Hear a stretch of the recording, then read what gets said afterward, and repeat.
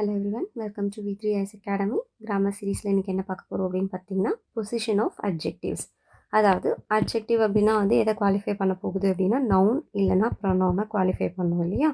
So அதனோட பொசிஷனை base பண்ணி அதுக்கு ஒரு பேர் இருக்குது. ஓகே, ஸோ இப்போல்லாம் எக்ஸாம்ஸில் பேரோட கேட்க ஆரம்பிச்சிட்டாங்க. பார்ட்ஸ் ஆஃப் ஸ்பீச்சுக்கு இது என்ன அர்த்தம் அப்படின்னு சொல்லிட்டு. ஸோ அதுக்காக தான் உங்களுக்கு இந்த ரூல்.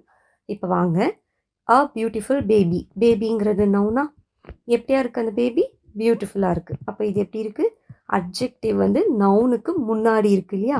இப்படி இருந்துச்சு அப்படின்னா இந்த அட்ஜெக்டிவ்க்கு என்ன பேர் அப்படின்னு பார்த்தீங்கன்னா அட்ரிபியூட்டிவ்.